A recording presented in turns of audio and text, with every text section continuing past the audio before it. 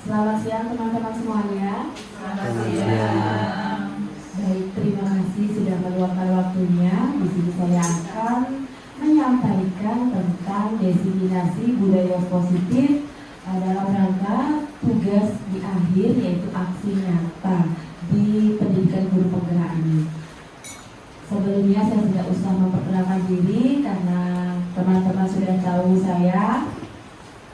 Namun sebelum mulai, kita awali dengan doa dulu. Mari persiapkan hati kita untuk berdoa. Dalam nama Bapa dan Putra dan Roh Kudus. Amin. Om Swastiastu. Selamat siang ya Tuhan. Syukur dan terima kasih kami haturkan kehadirat-Mu yang Maha Kuasa. Karena berkat dan karunia-Mu kami dapat berkumpul di sini dalam rangka diseminasi budaya positif. Semoga diseminasi ini dapat berjalan dengan lancar sesuai dengan harapan. Amin. Santa Maria Ratu Rosari, Santa Magdalena dari Canossa, dalam nama Bapa dan Putra dan Roh Kudus. Amin. Om Santi Santi Santi Om. Budaya positif ini gambar siapa kira-kira ini ya? Bapaknya siapa ini? Bapak saya. Oh, bapaknya Miss Kadek katanya ya.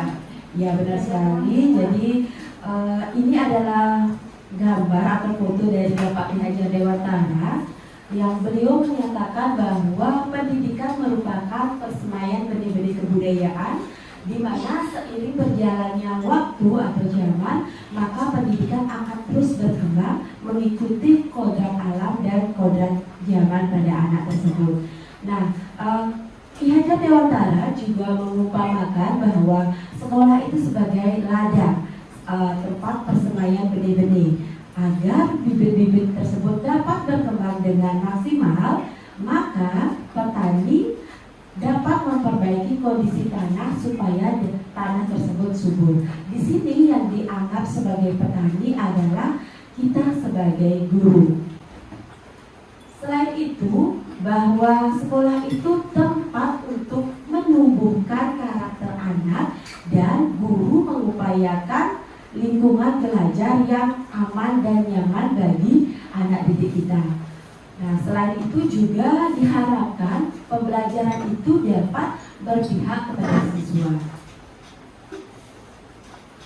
Nah, di sini ada pertanyaan pemantik teman-teman. Teman-teman nanti bisa menjawab setuju atau tidak setuju. Pertanyaan pertama, hukuman dapat mendisiplinkan anak. Setuju atau tidak? Tidak. Oke. Pertanyaan kedua, pemberian hukuman dengan hal positif seperti membaca atau membersihkan halaman sekolah dapat meningkatkan kedisiplinan anak. Setuju apa tidak? Setuju. Oke, pertanyaan yang ketiga, memberi penghargaan dapat meningkatkan motivasi belajar anak. Setuju apa tidak? Setuju. Oke, seringkali bahwa dalam meningkatkan motivasi anak akan termotivasi jika mendapat penghargaan tentunya teman-teman ya. Nah, selanjutnya kita akan masuk ke topik inti, yaitu budaya positif. Teman-teman sebelumnya apakah sudah pernah mendengar tentang budaya positif? Mungkin kerja di PMM, mungkin di PMM ini ada tentang budaya positif. Jadi saya yakin teman-teman di sini sudah pernah membaca. Nah, budaya positif ini adalah perubahan paradigma dengan teori kontrol, teman-teman.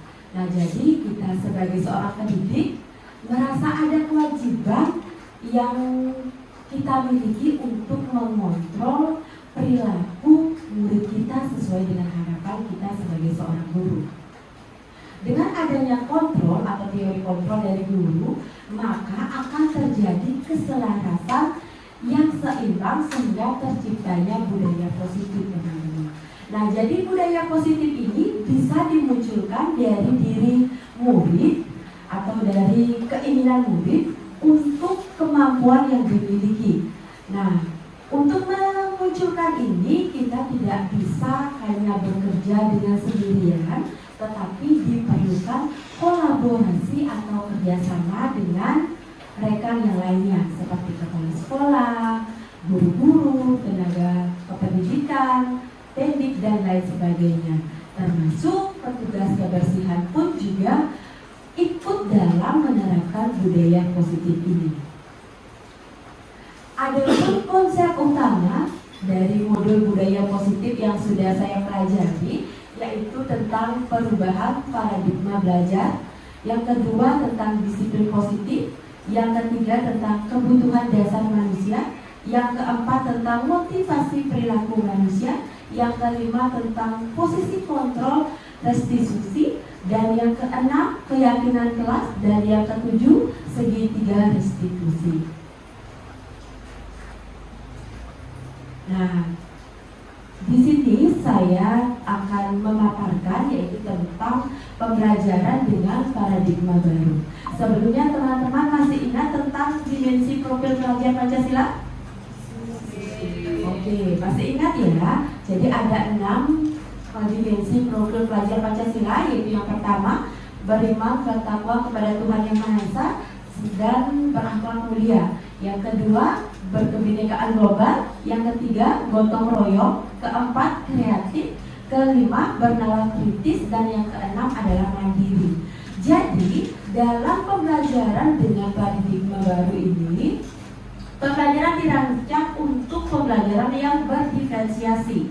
Jadi pembelajaran ini berorientasi pada penguatan kompetensi dan pengembangan karakter sesuai dengan nilai-nilai profil pelajar Pancasila. Di sini memastikan bahwa praktik pembelajaran harus berpusat pada murid. Setiap murid belajar sesuai dengan kebutuhan dan tahap perkembangannya untuk mewujudkan profil pelajar Pancasila ini. Jadi anak-anak di sini belajar mengikuti kodrat alam dan kodrat zaman yang sesuai dengan perkembangan zaman ini. Kemudian tentang disiplin positif, teman-teman. Nah, jadi disiplin positif ini kita perlu melakukan pendekatan kepada murid untuk melakukan kontrol diri dan menumbuhkan kesadaran anak atau murid kita untuk melakukannya tanpa hadiah, tanpa penghargaan atau hukuman. Jadi pada disiplin positif ini diharapkan peserta didik kita sudah melaksanakannya tanpa mengharapkan yang tadi sudah saya sebutkan itu, tapi berdasarkan kemauan diri sendiri. Selanjutnya, disiplin berbeda ya dengan hukuman, teman-teman. Meskipun seringkali kita mendengar bahwa dalam penerapan disiplin ini menggunakan teknik hukuman, sebenarnya disiplin ini berbeda dengan hukuman. Jadi kalau disiplin itu sudah dilakukan berdasarkan kesadaran diri sendiri, sedangkan kalau hukuman itu anak-anak melakukan disiplin karena ada hukuman seperti itu. Nah, jadi tujuan dari disiplin positif ini adalah untuk menanamkan motivasi pada murid-murid kita, yaitu untuk menjadi orang yang memiliki keinginan yang menghargai diri sendiri dalam menerapkan nilai-nilai yang mereka percayai yang disebut sebagai nilai keyakinan. Nah, kita sebagai seorang pendidik perlu menciptakan atau mendisiplinkan murid, gitu, menumbuhkan rasa motivasi murid dalam memunculkan disiplin diri ini sehingga murid dapat berperilaku yang mengacu pada nilai-nilai kebajikan yang universal yang dipercayai sebagai nilai keyakinan. Jadi sudah paham ya teman-teman antara disiplin dan hukuman. Oke, lanjut. Hukuman dan disiplin ini mempunyai hubungan yang signifikan tetapi berbeda. Hukuman memiliki tujuan menghentikan perilaku buruk pada anak, sedangkan disiplin itu memiliki tujuan untuk memperhatikan, memperbaiki perilaku buruk pada anak. Jadi kalau disiplin itu dengan tujuan memperbaiki perilaku, sedangkan hukuman itu dengan tujuan menghentikan perilaku yang buruk, seperti itu. Kemudian nilai-nilai kebajikan yang universal. Nilai-nilai kebajikan ini bersifat positif, teman-teman. merupakan yang tujuannya ingin mencapai oleh setiap individu. Jadi dalam mengaitkan nilai-nilai kebajikan ini diyakini oleh seseorang sebagai motivasi membangun keyakinan yang mereka inginkan untuk mencapai tujuan yang mereka inginkan. Adapun contoh dari nilai kebajikan yaitu berdasarkan profil pelajar Pancasila ada 6 dimensi yang sudah saya sebutkan tadi dan 9 pilar karakter.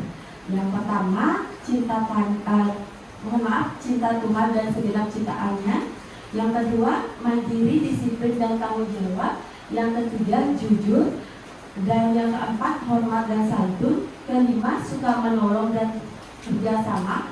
Keenam percaya diri dan kreatif. Ketujuh pemimpin yang baik dan adil. 8 baik dan rendah hati. 9 toleransi. Jadi inilah contoh dari nilai-nilai kebajikan berdasarkan profil pelajar Pancasila dan 9 pilar karakter teman-teman. Nah, selain itu kita sebagai manusia membutuhkan yang namanya kebutuhan dasar manusia. Jadi setiap tindakan yang murid lakukan untuk memenuhi kebutuhan dasar manusia. Jadi kebutuhan dasar manusia ini ada 5. Yang pertama untuk bertahan hidup. Yang kedua memenuhi kasih sayang dan merasa diterima. Yang ketiga kebutuhan pengakuan atas kemampuannya. Yang keempat kebebasan dan yang kelima kesenangan. Yang pertama kebutuhan akan bertahan hidup. Jadi kebutuhan ini secara psikologis siswa itu membutuhkan tempat-tempat yang nyaman untuk bertahan hidup. Nah, adapun salah satu contoh dari bertahan hidup yaitu siswa bolos ke kantin untuk makan karena lupa sarapan. Nah, di sini siswa itu kenapa dia bolos? Karena dia ingin mempertahankan hidupnya, karena dia merasa lapar, makanya dia makan seperti itu. Yang kedua, kasih sayang dan mau diterima. Jadi kebutuhan ini ada, dan 3 kebutuhan berikutnya ini merupakan kebutuhan untuk disayangi dan kebutuhan diterima, meliputi akan kebutuhan hubungan sosial. Ini merasa dia itu disukai, merasa diterima di lingkungannya. Di lingkungan ini bisa di lingkungan keluarga, bisa di lingkungan sekolah, maupun di lingkungan pergaulannya di masyarakat seperti itu. Kemudian pengakuan atas kemampuan. Nah, pada dasarnya anak-anak ini memiliki kebutuhan dasar untuk penguasaan yang tinggi. Biasanya pada pengakuan atas kemampuan ini anak-anak ingin menjadi seorang pemimpin. Kemudian kebutuhan kebebasan. Jadi pada kebutuhan kebebasan ini anak-anak dengan kebutuhan dasarnya yang tinggi menginginkan pilihan, mereka perlu melakukan banyak gerak seperti itu. Kemudian kesenangan. Pada kebutuhan kesenangan anak ini merupakan kebutuhan dasar yang paling tinggi. Biasanya anak-anak ingin menikmati apa yang dia lakukan. Entah dia tertawa, bermain sendiri, asik ngobrol dengan temannya. Nah, ini adalah kebutuhan kesenangan anak. Nah, di sini saya mengidentifikasi kasus, yaitu di kelas saya sendiri. Anggap saja ini Agus, bukan nama sebenarnya, ini nama yang samaran. Jadi Bu Putu adalah guru kelas 5 di Gianyar. Ibu Putu sedang merasa bingung menghadapi perilaku salah satu murid yang bernama Agus. Beberapa anak di kelas 5 melapor dan mengeluh kepada Ibu Putu bahwa Agus sering meminta makanan dan uang dengan cara memaksa. Uang tersebut digunakan untuk membeli makanan di kantin. Nah, jika Anda menghadapi situasi seperti Ibu Putu, apa yang akan Anda lakukan? Menurut Anda, apa kira-kira alasan Agus melakukan itu? Kira-kira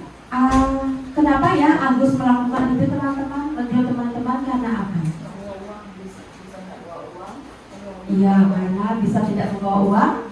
Lagi kemungkinan selanjutnya uangnya hilang, atau bisa juga tidak diberikan bekal oleh orang tuanya. Nah, jadi jika Agus itu saat dipanggil oleh wali kelasnya, jadi jika jawaban Agus jika ditanya oleh Ibu Putu adalah karena Agus merasa lapar dan orang tuanya tidak memberikan bekal maupun uang sekolah, maka kebutuhan dasar yang sedang dipenuhi oleh Agus adalah kebutuhan untuk bertahan hidup. Dalam pemenuhannya, kadang manusia bisa atau terpaksa melakukan hal-hal yang tidak baik yang bertentangan dengan nilai keyakinannya untuk melaksanakan kebutuhan bertahan hidup, seperti yang dilakukan oleh Agus. Kemudian, jika saat Agus dipanggil oleh Ibu Putu, jawaban Agus karena merasa senang dan bahagia temannya memperhatikan dia. Nah, ketika temannya melaporkan tindakan tersebut kepada guru kelas, kemudian guru kelasnya memanggil orang tuanya, sehingga orang tuanya memperhatikan si Agus ini, maka kebutuhan yang sedang dipenuhi oleh Agus adalah kebutuhan kasih sayang dan rasa diterima. Jadi anak-anak memiliki kebutuhan dasar yang paling mendalam, yaitu kebutuhan rasa kasih sayang yang tinggi sehingga ingin bisa diterima oleh lingkungan sekitar. Yang paling penting adalah kasih sayang dari orang tua, seperti itu. Kemudian, apabila jawaban Agus saat ditanya oleh Ibu Putu ini adalah merasa bosan dengan makanan yang dia selalu bawa atau beli, maka ia ingin mencoba makanan lain dengan meminta makanan atau uang ke teman-temannya dengan cara memaksa, maka dalam kasus ini Agus berusaha memenuhi kebutuhannya akan bidang kebebasan, teman-teman. Jadi dalam hal ini anak-anak ingin diberikan banyak ruang untuk bergerak, mengetahui hal baru dan tidak ingin dipengaruhi oleh hal lain. Sehingga Agus meminta uang secara terpaksa untuk membeli makanan yang mereka belum pernah makan, seperti itu.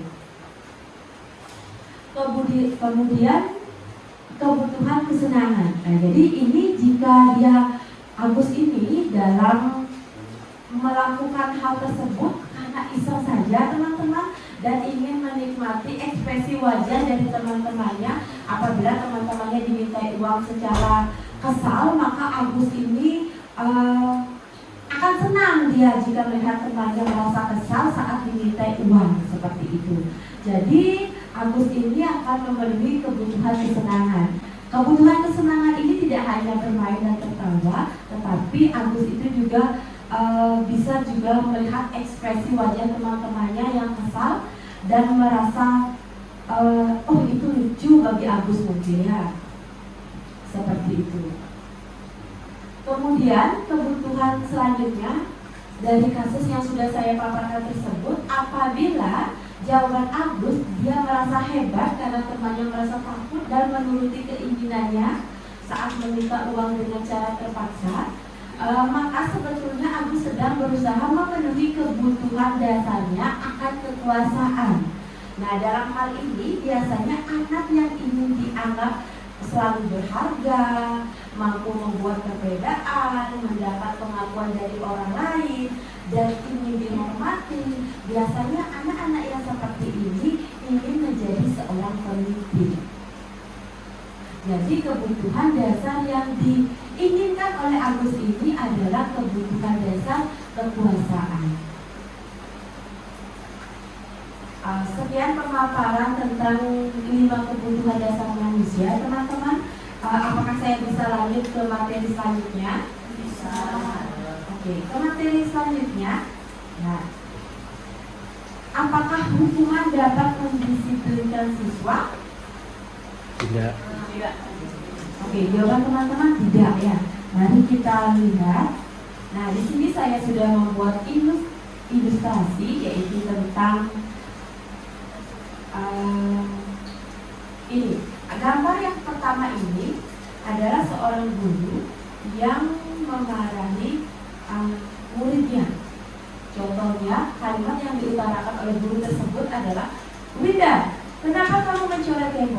sekarang kamu lari keliling lapangan 30 kali. Nah, itu kalimat guru yang diucapkan kepada siswa yang mencari tembok ini. Kemudian ilustrasi pada gambar kedua. Ika, ibu lihat jika tidak membawa buku, mohon maaf, Ika, ibu lihat Ika tidak membawa buku sesuai jadwal. Ika tahu harus apa? Ika menjawab, iya bu, saya harus belajar di luar kelas. Kemudian ilustrasi yang ketiga, saya ingin mengepel dulu agar kelas menjadi bersih dan saya nyaman saat belajar. Nah, berdasarkan ilustrasi ketiga ini, bahwa ada hubungannya dengan teori motivasi perilaku. Nah, jadi teori motivasi perilaku ini ada 3 teman-teman, yaitu yang pertama menghindari hukuman, yang kedua mendapatkan penghargaan, dan yang ketiga menghargai diri sendiri. Atau kemudian yang pertama menghindari hukuman. Nah, guru terkesan dalam mengontrol siswa ini saat ketika siswa merasa takut karena dihukum oleh gurunya. Jadi contohnya anak-anak yang datang tepat waktu karena menghindari hukuman. Nah, itu contoh dari teori motivasi perilaku menghindari hukuman.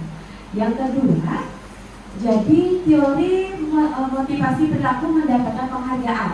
Nah, dalam teori motivasi mendapatkan penghargaan ini, anak-anak ingin melakukan sesuatu agar mendapat penghargaan, agar mendapat hadiah.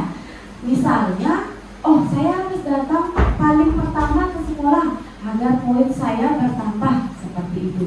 Berarti itu motivasi karena mendapatkan penghargaan, bukan karena kesadaran diri sendiri. Kemudian teori motivasi perilaku yang ketiga yaitu menghargai diri sendiri. Jadi yang inilah yang diharapkan teori motivasi perilaku menghargai diri sendiri. Jadi anak-anak yang datang ke sekolah tepat waktu bahwa dia ingin memperbaiki dirinya dan sadar akan dirinya. Kemudian kalau dia ingin datang tepat waktu bukan karena tidak ingin mendapatkan hukuman atau ingin mendapatkan penghargaan atau hadiah, tetapi anak-anak yang seperti ini dia datang ke sekolah tepat waktu misalnya karena menghargai dirinya, ingin dia menjadi yang terbaik menurut dirinya sendiri. Jadi sudah mempunyai kesadaran. Nah, yang ini yang susah kita temukan di lingkungan sekolah yang keadaannya seperti sekarang. Namun saya yakin ada beberapa anak yang memang mempunyai teori motivasi perilaku ini karena menghargai dirinya sendiri.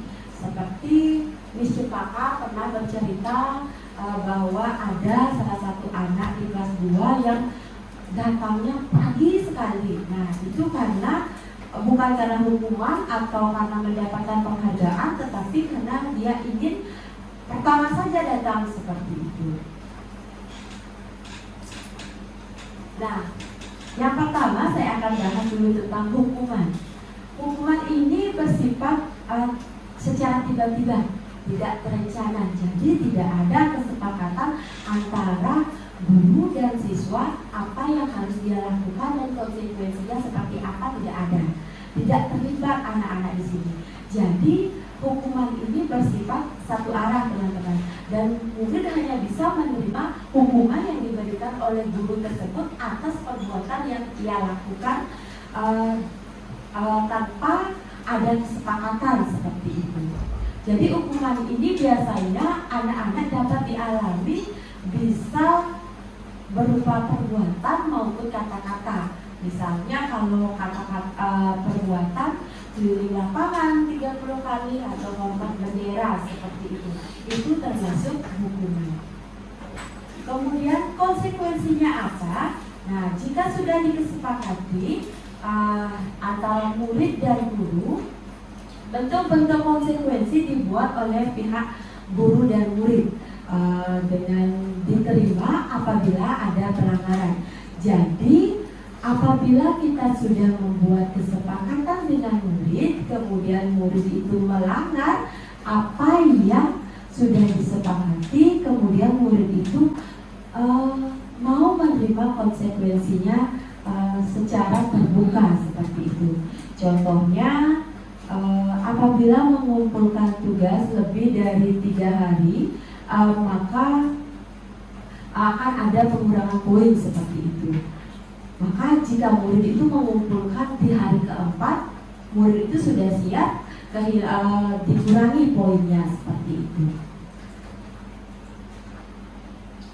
Selain itu, murid juga akan merasa kehilangan waktu untuk bermain karena harus mengerjakan tugas-tugas yang tertinggal seperti itu, teman-teman. Penghargaan. Nah, biasanya seringkali kita melakukan penghargaan kepada murid, memberikan penghargaan. Nah, dengan cara membujuk murid agar melakukan sesuatu untuk mencapai tujuan. Nah, apabila kita sering melakukan ini, maka akan menjadi faktor ketergantungan pada murid, teman-teman. Misalnya, siapa yang mendapat nilai 100 akan ditraktir es krim misalnya. Nah, hal-hal seperti ini akan memacu motivasi murid karena ingin mendapatkan penghargaan, bukan karena ingin benar mendapatkan nilai 100 seperti itu. Jadi hal inilah yang menyebabkan murid merasa ketergantungan. Jadi apabila nanti kita sebagai guru tidak memberikan iming-iming atau penghargaan jika melakukan ulangan misalnya, maka kemungkinan yang terjadi adalah nilai siswa tersebut tidak maksimal seperti itu. Ini adalah konsep disiplin dengan identitas gagal, teman-teman. Apabila kita menghukum, jadi yang pertama dirasakan adalah menyakitkan, merasa tidak nyaman, murid takut, kemudian bersifat memaksa, murid menyembunyikan kesalahan, dan yang keenam, murid menjadi rendah diri. Kemudian penghargaan, apabila kita memberikan penghargaan menjadi tidak efektif, merusak hubungan karena mempunyai sifat diri. Nah, misalnya teman-teman di sekolah, misalnya siapa yang dapat nilai 100 akan diberikan es krim. Nah, ini akan menimbulkan kecemburuan bagi teman-temannya yang tidak mendapat nilai 100. Kemudian mematikan kreativitas anak. Penghargaan menurunkan kualitas anak itu belajar. Dan yang kelima, penghargaan mengurangi motivasi dalam diri anak tersebut. Kemudian konsep disiplin dengan identitas sukses, yaitu dengan menggunakan konsep konsekuensi dan restitusi.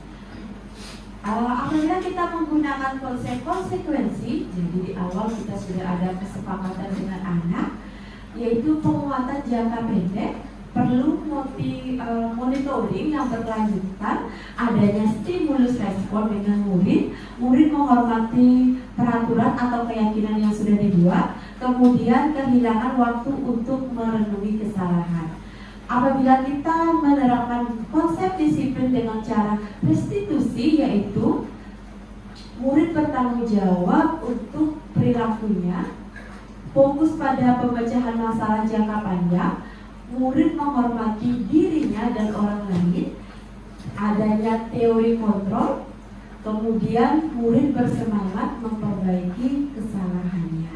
Nah, ini teman-teman perbedaan antara hukuman, konsekuensi, dan restitusi apabila ada kasus yaitu siswa sering tidak mengerjakan tugas.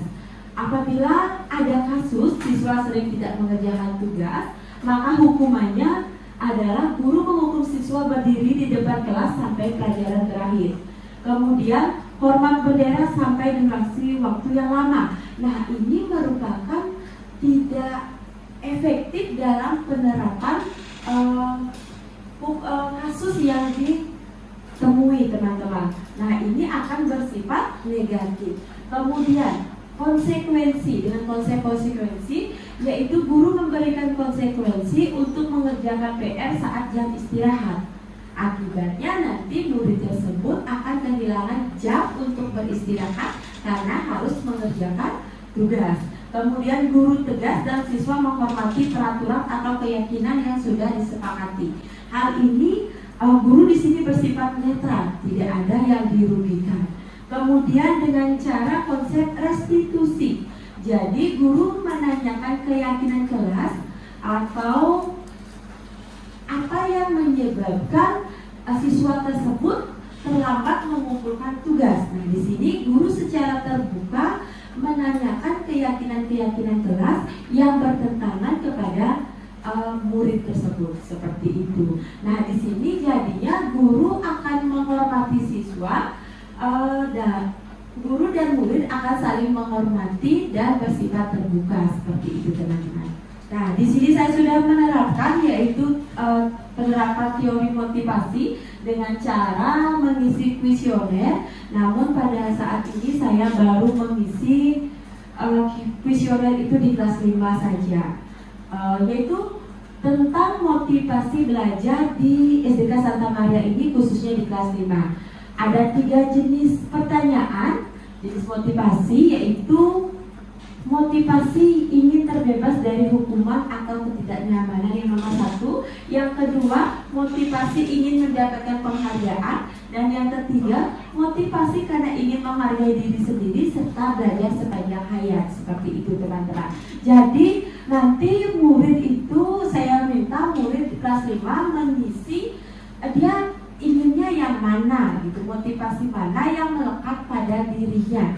Apakah dia ingin melakukan sesuatu karena takut dihukum, atau ingin melakukan sesuatu karena ingin mendapat penghargaan, atau ingin melakukan sesuatu karena ingin dirinya memang sadar saya perlu menghargai diri saya sendiri, atau saya ingin belajar terus-menerus. Jadi anak-anak nanti di sini akan menyentang kemudian mengisikan alasannya. Seperti yang sudah saya katakan tadi, mengisi survei ini di kelas 5 berjumlah 35 orang. Nah, dari hasil survei menjelaskan bahwa yang memilih motivasi 1 yaitu dia melakukan sesuatu karena takut mendapatkan hukuman. Ada 6 siswa. Kemudian motivasi kedua, ingin melakukan sesuatu karena ingin mendapat penghargaan. Itu ada 15 siswa, paling banyak di sini. Dan yang motivasi 3 yaitu ingin menghargai diri sendiri dan belajar sepanjang hayat. Jadi ada 14 siswa, teman-teman. Adapun alasan dari siswa ini yaitu yang pertama, saya ingin memahami seberapa kemampuan saya, dengan itu berharap mengembangkan pengetahuan saya. Alasan yang kedua, karena saya ingin mendapatkan prestasi agar bisa membahagiakan orang tua saya. Yang ketiga, karena saya ingin mempelajari pelajaran yang ada dan mendapatkan ilmu yang lebih baik. Alasan yang keempat, saya memilih mendapatkan penghargaan karena ingin mendapatkan pekerjaan jika nanti saya tamat, seperti itu. Alasan yang kelima, karena tidak ingin adanya bullying, seperti itu. Penerapan dari ketiga motivasi yang sudah saya terapkan di kelas 5, seperti itu. Harapan saya ke depannya bisa mengambil survei lagi di kelas-kelas yang lain, seperti itu teman-teman. Selanjutnya yaitu tentang segitiga restitusi. Sebelumnya teman-teman apakah sudah pernah mendengar apa itu segitiga restitusi? Belum. Oke, jadi ya Suster. Oh, terima kasih Suster, sudah ada usaha untuk membaca. Jadi membaca aja tapi belum memahami. Jadi segitiga restitusi ini adalah apabila kita di sekolah atau di kelas menemukan sebuah permasalahan, kita perlu menyelesaikannya dengan segitiga restitusi. Jadi segitiga restitusi ini ada 3 tahapan, yaitu yang pertama menstabilkan identitas, yang kedua validasi tindakan yang salah, dan yang ketiga menanyakan keyakinan. Nah, jadi restitusi ini memperbaiki kesalahan murid yang sudah dilakukan tanpa menghakimi atau menghukum. Nah, yaitu yang pertama, Restitusi bukan menebus kesalahan, melainkan belajar dari kesalahan. Yang kedua, memperbaiki hubungan. Yang ketiga, tawaran bukan paksaan. Yang keempat, menuntut untuk melihat ke dalam diri. Dan yang kelima, mencari kebutuhan dasar yang mendasari tindakan. Yang keenam, fokus pada karakter bukan pada tindakan. Yang ketujuh, menguatkan. Yang kedelapan, fokus pada solusi. Dan yang kesembilan, mengembalikan murid yang bersalah pada kelompoknya. Kemudian, jadi segitiga restitusi ini membantu murid akan mencapai tujuan yang dimilikinya untuk lebih bertanggung jawab, lebih menerapkan disiplin positif, serta memulihkan dirinya atau memperbaiki diri apabila siswa tersebut berbuat salah seperti itu.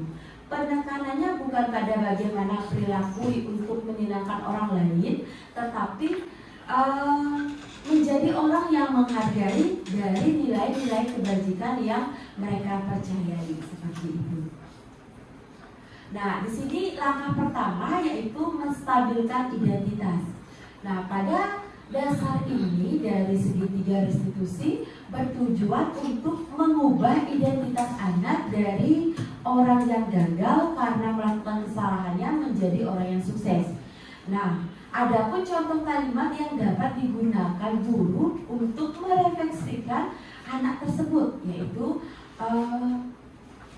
berbuat salah itu tidak apa-apa, tetapi jangan diulangi lagi. Tidak ada yang manusia sempurna, tetapi kita sebagai manusia harus berusaha untuk menjadi yang terbaik. Kemudian banyak orang juga pernah melakukan kesalahan yang seperti itu, tetapi jangan diulang kembali. Yakinlah bisa menyelesaikan masalah ini. Seperti ini adalah contoh dari kalimat yang diucapkan guru apabila menerapkan segitiga restitusi dalam menstabilkan identitas. Selanjutnya, validasi tindakan yang salah. Jadi pada tahap validasi tindakan yang salah ini, setiap tindakan yang dilakukan adalah untuk mencapai suatu tujuan, yaitu memenuhi kebutuhan dasar. Jika dalam memenuhi kebutuhan dasar yang mendasari sebuah tindakan itu, maka dapat menemukan cara-cara yang paling efektif untuk memenuhi kebutuhan dasar tersebut. Adapun kalimat yang bisa digunakan oleh guru, yaitu yang pertama, padahal kamu bisa melakukan yang lebih baik dari ini. Yang kedua, bersyukur kamu tidak bisa. Yang kedua, bersyukur kamu tidak melakukan hal yang lebih buruk daripada ini. Kemudian, kamu pasti punya alasan mengapa kamu melakukan hal itu. Yang ketiga, kamu patut bangga pada dirimu sendiri karena kamu telah melindungi sesuatu yang penting buatmu. Kemudian, kamu boleh mempertahankan sikap itu, tetapi kamu harus menambah sikap yang baru apabila sikap tersebut adalah sikap yang salah menurutmu dan bertentangan dengan nilai keyakinan kelas kalian, maka janganlah dilanjutkan. Kemudian langkah yang terakhir yaitu menanyakan keyakinan yang dimiliki oleh murid tersebut. Teori kontrol bahwa pada dasarnya terdapat motivasi secara internal.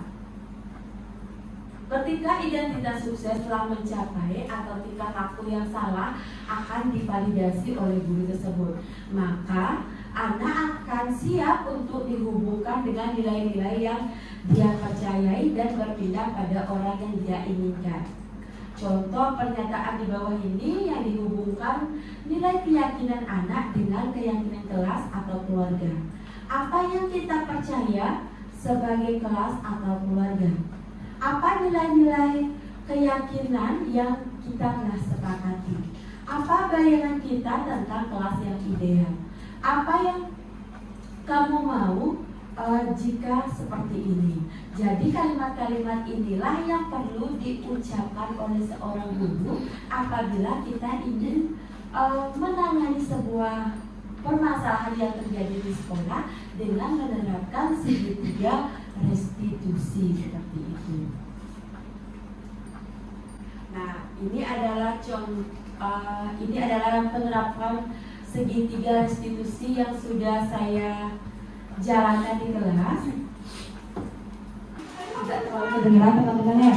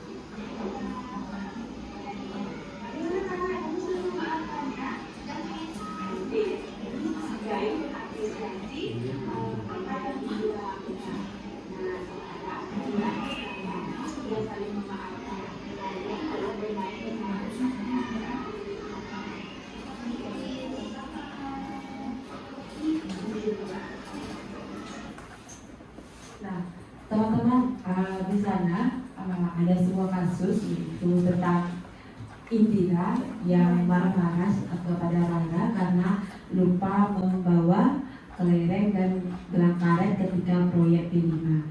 Nah, menurut teman-teman, apakah di sana sudah ada tentang langkah-langkah dari segitiga restitusi yang sudah saya jelaskan tadi? Sudah apa belum? Sudah. Oke. Di sana sudah ada langkah-langkah dari penerapan segitiga restitusi. Nah, selanjutnya sebelum lanjut, apakah ada yang bertanya tentang segitiga restitusi atau nanti di akhir saja? Di akhir saja ya. Saya lanjut tentang materi yang lain dulu ya. Selanjutnya, kita sebagai seorang guru perlu memahami 5 posisi kontrol restitusi. Yaitu yang pertama, sebagai penghukum; kedua, pembuat rasa bersalah; ketiga, sebagai teman; keempat, sebagai pemantau; yang kelima, sebagai manajer. Kelima, posisi kontrol restitusi ini wajib kita pahami dan di saat yang mana kita menerapkannya, seperti itu. Yang pertama, yaitu sebagai penghukum. Guru percaya bahwa di sekolah perlu adanya sistem untuk mengontrol perilaku murid. Nah, dalam menghukum biasanya menggunakan ancaman untuk melaksanakan hukuman. Contohnya, kalau tidak mengerjakan tugas ini, jangan istirahat seperti itu, atau disuruh hormat bendera atau keliling lapangan. Nah, ini akan berdampak siswa akan merasa marah, dendam, malu, dan merasa gagal. Kemudian membuat rasa bersalah. Nah, adapun pada posisi ini, guru dengan pernyataan tertentu memposisikan siswa tersebut bersalah atas konsekuensinya. Contohnya, kamu tuh nggak bisa dikasih tahu, ibu kecewa sama kalian. Emangnya kalian nggak kasihan sama orang tua kalian yang pagi-pagi sudah menyiapkan bekal untuk kalian ke sekolah? Nah, seperti itu contoh dari pembuat rasa bersalah. Dampaknya nanti, jadi murid itu pasti akan merasa, oh seperti itu. Konsekuensi dasarnya siswa itu apa sih gitu. Jadi siswa itu akan merasa kecewa seperti itu, teman-teman. Kemudian posisi kontrol sebagai teman. Guru pada posisi kontrol sebagai teman ini biasanya berbicara sebagai seorang teman, meminta bantuan agar berubah menjadi lebih baik. Nah, adapun dampak dari apabila kita menerapkan posisi kontrol sebagai teman, yaitu siswa itu akan mau berubah, kemudian tetapi siswa itu menghargai kita sebagai temannya. Kadang berbicara pun tidak ada sopan santunnya. Oke, seperti itu contohnya. Kemudian sebagai pemantau, guru selaku menunjukkan konsekuensi atas apa yang dilakukan, sama seperti membuat masalah, namun dilakukan dengan lembut. Nah, sebagai pemantau ini dia menerapkan segitiga restitusi, tapi tidak lengkap langkah-langkahnya seperti itu, teman-teman. Nah, kemudian pada posisi manajer ini, guru akan mengembalikan tanggung jawab pada murid dan mencari jalan keluar dari permasalahannya. Jadi tidak berfokus pada masalahnya, tetapi berfokus mencari solusinya dan memperbaiki tanggung jawab pada murid. Dampaknya, murid ini akan dapat menghargai dirinya sendiri dan berubah ingin menjadi lebih baik lagi. Nah, di antara 5 posisi kontrol yang ada ini, diharapkan apabila ada masalah gitu, diharapkan menggunakan posisi kontrol sebagai seorang manajer. Kenapa?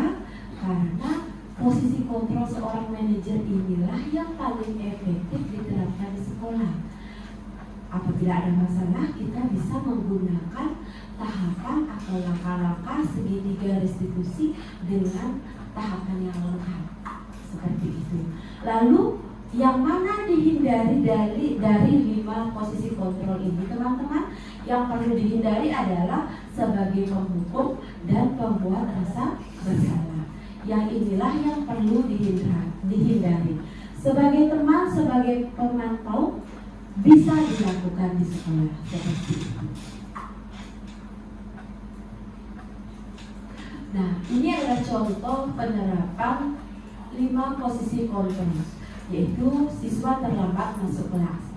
Sebagai penghukum, patuhi aturan sekolah, yaitu dengan hormat bendera selama 1 jam di lapangan. Nah, ini sebagai penghukum. Kemudian, pembuat rasa bersalah. Nah, contoh kalimatnya seperti ini. Berapa kali ibu guru memberitahu kamu kalau masuk kelas tepat waktu?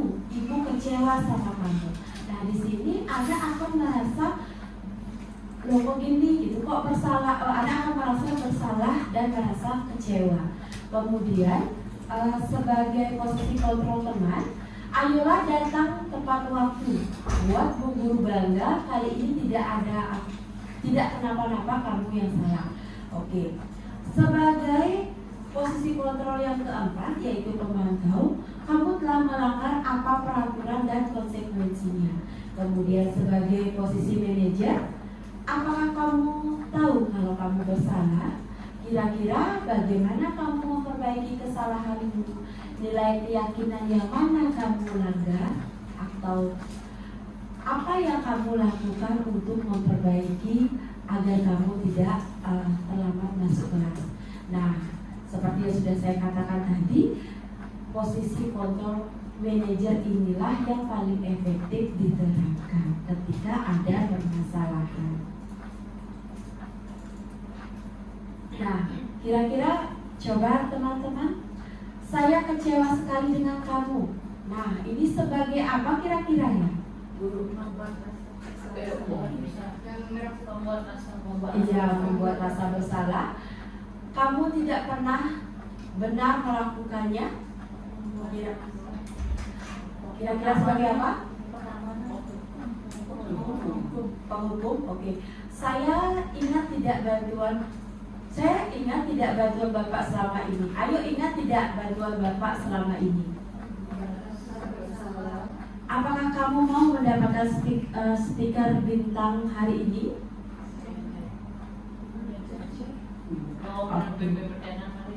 Bagaimana kamu bisa menyelesaikan masalah ini? Oke. Kamu selalu selesai yang paling terakhir. Oke, sekarang mari kita cocokkan jawabannya. Nah, ternyata teman-teman baru sekali mendengar yang sudah sebagian besar bisa dijawab. Oke, terima kasih sudah menyimak dengan baik. Berarti apa yang sudah saya sampaikan tadi, menurut teman-teman, mengapa dikatakan keyakinan kelas? Mengapa tidak peraturan kelas saja? Kenapa ya? Kenapa bisa Pak? Karena dibuat bersama oleh murid dan guru. Ya, benar sekali ya jawabannya Miss Cepaka. Ya, tepuk tangan dulu buat Miss Cepaka. Ya, benar sekali jawaban dari Miss Cepaka.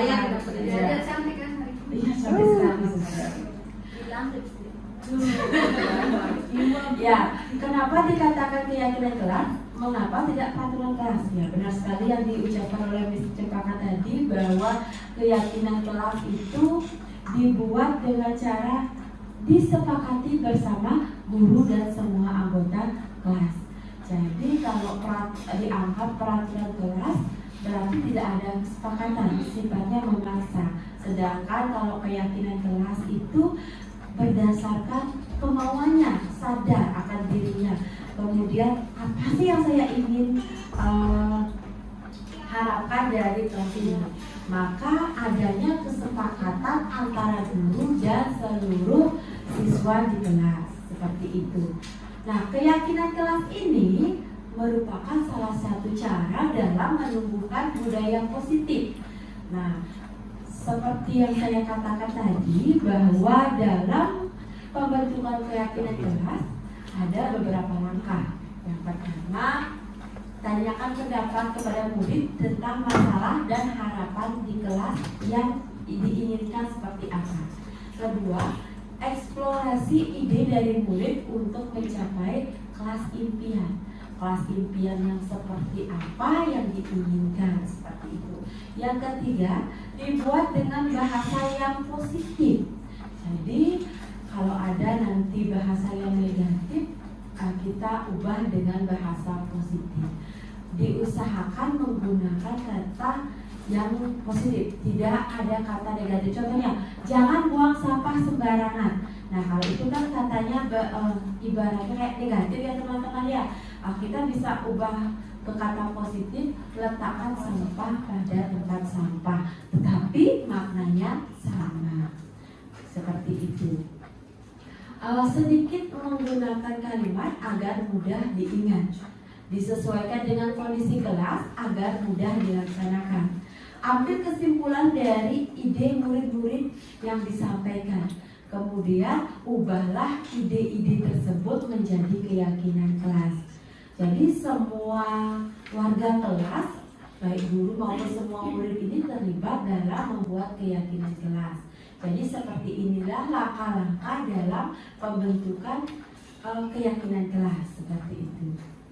Nah, di sini saya sudah membuat tentang keyakinan kelas di kelas 5A. Tapi videonya tidak ada, saya mencarikan videonya dulu.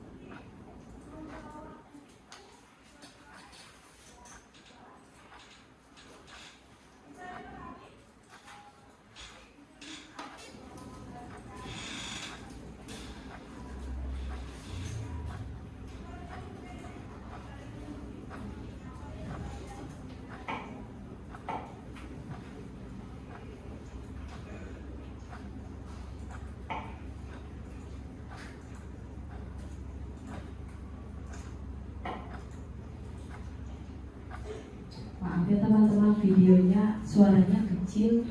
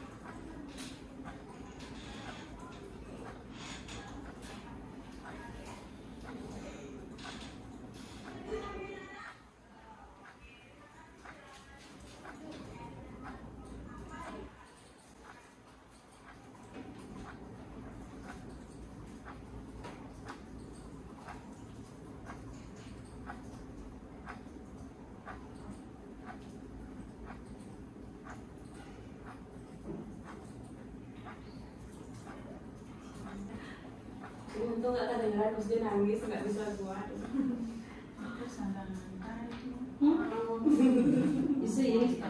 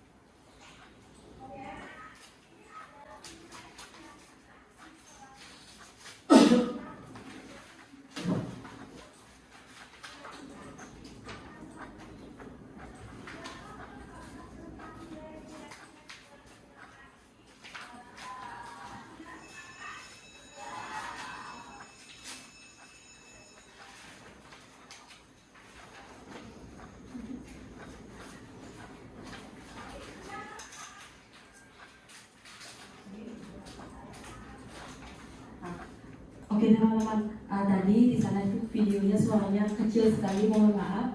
Nah, jadi langkah pertama itu yang sudah saya katakan tadi, menyuruh anak-anak untuk menuliskan di kertas tentang nilai keyakinan yang mereka inginkan.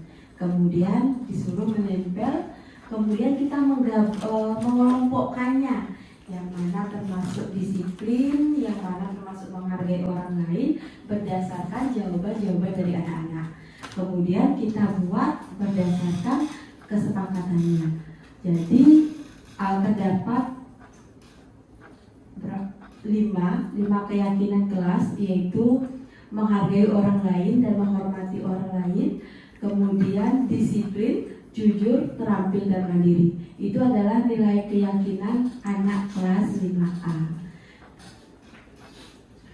Selain itu, apabila sudah dibuat nilai keyakinannya, kita juga perlu untuk membuat konsekuensi apa yang kira-kira anak dapatkan apabila anak tersebut melanggar dari keyakinan kelas yang sudah mereka buat. Seperti itu teman-teman.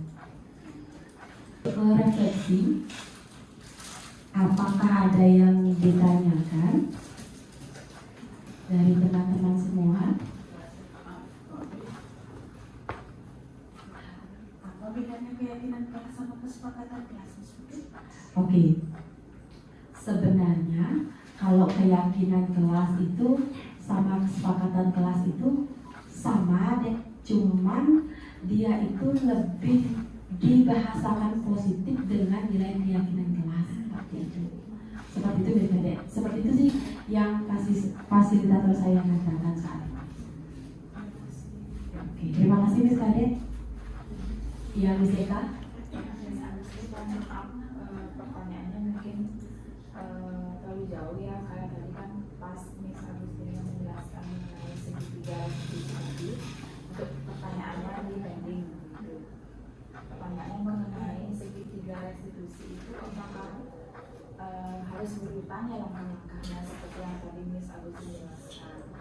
Terus apakah langkah-langkah tersebut itu harus semuanya diterapkan ataukah boleh tidak diterapkan?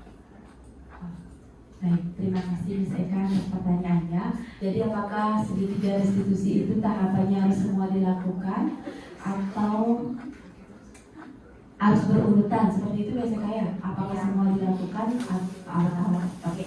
Dalam menerapkan segitiga restitusi itu urutan dalam ada menstabilkan identitas, ada validasi tindakan yang salah, dan menanyakan keyakinan, itu tidak harus berurutan ya kan? Dan tidak semua juga dilakukan langkah-langkahnya, kecuali kasus-kasus yang menurut kita adalah yang sangat urgent seperti itu, yang sangat berat. Tetapi kalau kasus-kasus atau permasalahan yang terjadi tidak terlalu berat, bisa kita hanya menggunakan beberapa langkah saja seperti itu, tidak semuanya harus digunakan. Dan apabila nanti ada kasus yang ringan seperti itu, misalkan tidak semuanya dilakukan boleh, hanya beberapa aja. Sebenarnya kita di sekolah sudah melaksanakan segitiga restitusi ini teman-teman, tetapi kita saja yang tidak sadar gitu apa yang kita lakukan itu namanya apa gitu. Ternyata oh selama ini kita sudah melakukannya seperti itu. Baik, ada yang lain lagi? Jika tidak ada, saya akan lanjut ke refleksi. Hal apa yang paling menarik dari materi yang disajikan? Sebelumnya saya berpikir ternyata siapa yang mau berbagi ini untuk refleksi? Kalau dari saya, hal apa yang paling menarik dari materi yang disajikan, menurut saya itu keseluruhan materi itu menarik karena dia mengarahkan pada hal yang sangat baik untuk saya untuk diterapkan di mana saja untuk hidup saya seperti itu. Karena saya berhadapan dengan peserta didik dan hal yang terus sebelumnya saya itu pikirnya itu lebih kepada yang konsekuensi ya. Ternyata ada yang lebih tinggi dari konsekuensi, yaitu restitusi. Tetapi memang penerapannya dalam kehidupan sehari-hari kadang-kadang ketiganya itu berjalan, kadang-kadang pemberian hukuman, kadang-kadang penghargaan, kadang-kadang konsekuensi. Tapi restitusi sebenarnya juga muncul sedikit, hanya tidak begitu paham tentang itu. Ternyata ya restitusi itu menurut saya itu sangat bagus untuk menerapkan disiplin positif di mana saja. Terima kasih Sister. Tepuk tangan dulu buat Sister. Selanjutnya Miss Nita.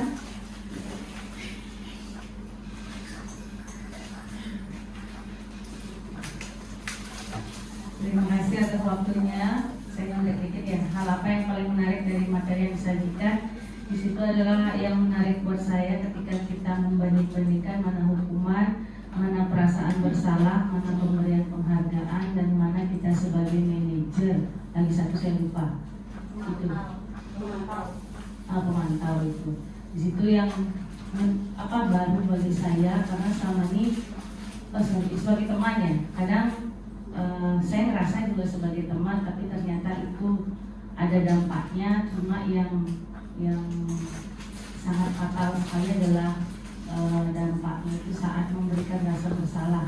Itu ternyata masuk dua kategori yang nggak baik gitu ya, sama selain pemberian hukuman. Jadi sebelumnya saya pikir membuat anak merasa bersalah itu masih baik begitu, ternyata itu masuk dua terbawah yang nggak baik selain hukuman. Itu yang saya dapatkan hari ini. Sisanya yang sebagai manajer itu belum bisa sepenuhnya kita coba terapkan, karena kalau dari segi kata-kata yang tadi ada itu mungkin di kelas besar iya menanyakan apa kesalahan Tuhan ini gitu. Kalau di kelas besar oke. Kok di kelas kecil ya nggak sampai di sana levelnya begitu. Itu yang bisa saya dapatkan hari ini. Terima kasih. Terima kasih Miss Nita. Beri tepuk tangan dulu buat Miss Nita. Saya minta satu orang lagi, Ibu ya.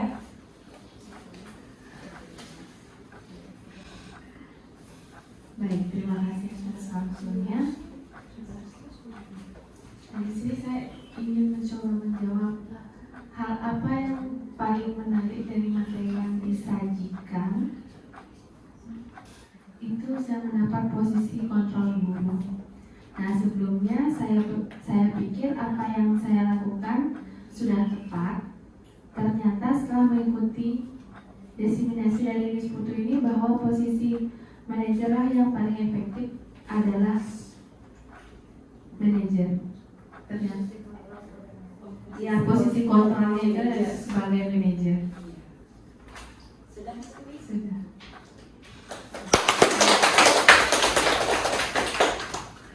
Terima kasih Miss Dwi. Ya benar sekali ya, teman-teman luar biasa sekali, sudah merefleksikan kembali. Saya pun juga sebelum belajar tentang modul ini, saya rasa perbuatan yang saya lakukan terhadap murid saya itu sudah tepat gitu. Ternyata ada dampaknya bagi murid saya.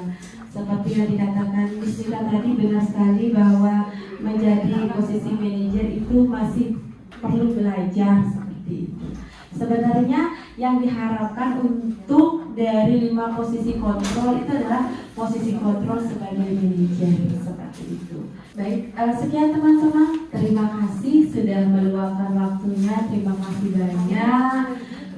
Saya mengucapkan terima kasih. Beri tepuk tangan lagi buat teman-teman semua yang sudah sangat luar biasa, yang baru beberapa menit saja mengikuti diseminasi ini, bahkan hampir 1,5 jam mengikuti diseminasi ini. Ternyata pemahamannya sudah sangat luar biasa lagi. Mari kita sama-sama untuk menerapkan budaya positif ini di sekolah maupun di kelas dengan cara yang pertama kita lakukan itu dengan cara membuat nilai keyakinan kelas dulu, kemudian itu yang terpenting kita lakukan. Mari kita sama-sama membuat nilai keyakinan pada anak-anak agar anak-anak itu dalam belajar bisa melakukan pembelajaran dengan nyaman tanpa ada paksaan seperti itu.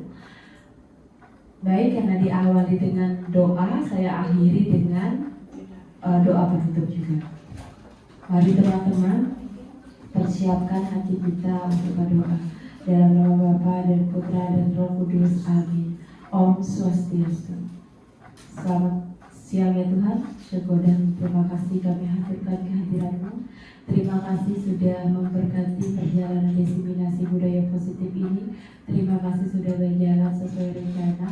Semoga apa yang kami sampaikan dapat diterapkan di sekolah ini dan membawa dampak yang baik bagi sekolah dan anak didik kami. Santa Maria Ratu Rosari, doakanlah kami. Santa Magdalena dari Canosa, Doakanlah kami. dalam nama Bapa dan Putra dan Roh Kudus. Amin. Om Santi Santi Santi. Om. Terima kasih.